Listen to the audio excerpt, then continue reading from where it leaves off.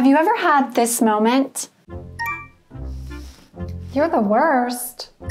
Who does this girl think she is? Dumb?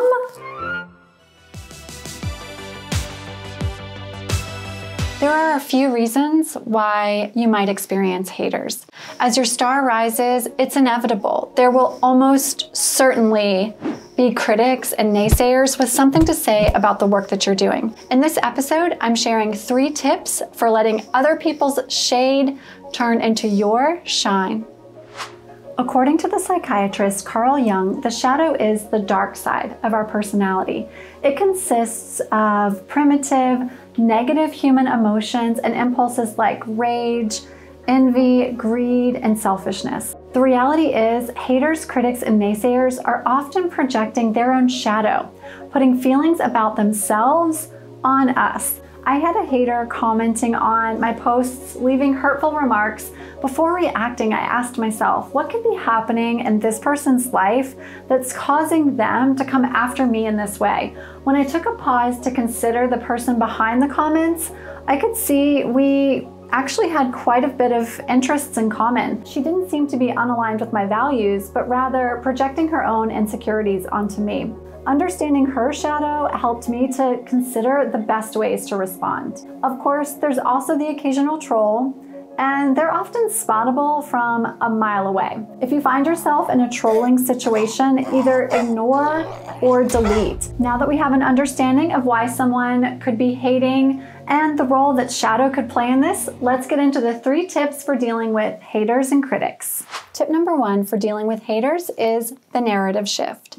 Co-founder of Google, Larry Page, said, "Have a healthy disregard for the impossible. If you're not doing some things that are crazy, then you're doing the wrong things." In your personal narrative shift, think like a CEO. You are, after all, the founder of your own creative endeavor. Approach your creator journey as if no one else will quite understand exactly what you're up to. Whether someone is leaving you a nasty comment or your overimposing aunt is texting you to criticize your career choice, how you receive the comment is all about how you frame it. If someone comments on your worth, the value you're providing, or the choices you're making, tell yourself, I am worthy, and it's okay that I am not for everyone. I can't wait to prove them wrong. And then let their comments drive you.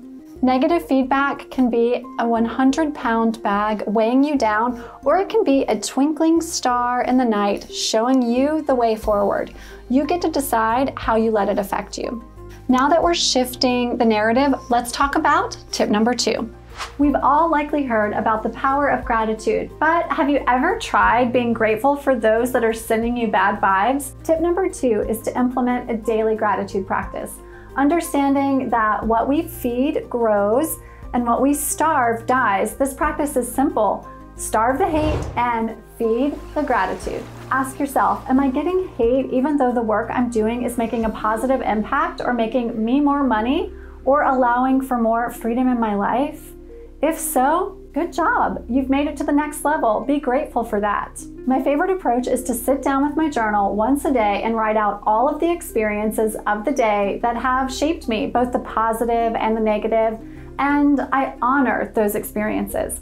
Another approach is the simple practice of saying thank you. Consider the number of times throughout your day that someone offers you kindness, whether it's the barista at your favorite coffee shop, or your yoga instructor whose class you love, or a blog reader who leaves you a comment. Practice saying thank you every single chance you get. No matter what you do, people will always have something to say when someone steps into the spotlight. The quicker you can embrace that awareness, the easier it will be to treat the comments with grace rather than upset.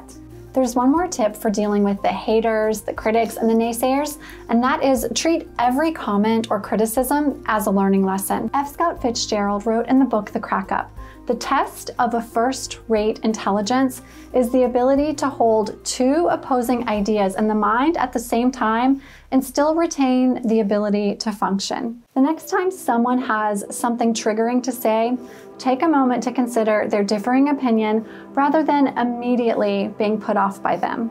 Be quick to listen, slow to speak, and slow to anger.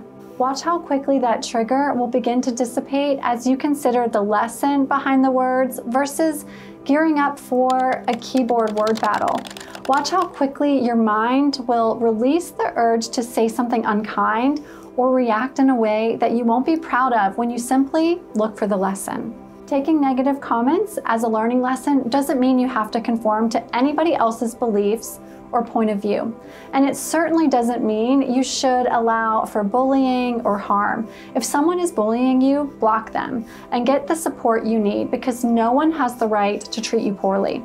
With these 3 tips, you'll be well on your way to staying inspired and motivated, even in the face of haters, critics, and naysayers who, no matter what you choose to do in your life, they will come and go. In the next episode, I'll share ideas for beating burnout and avoiding the instant gratification loop. For more creator tips and insights, be sure to check out my previous episodes and subscribe to the channel for more.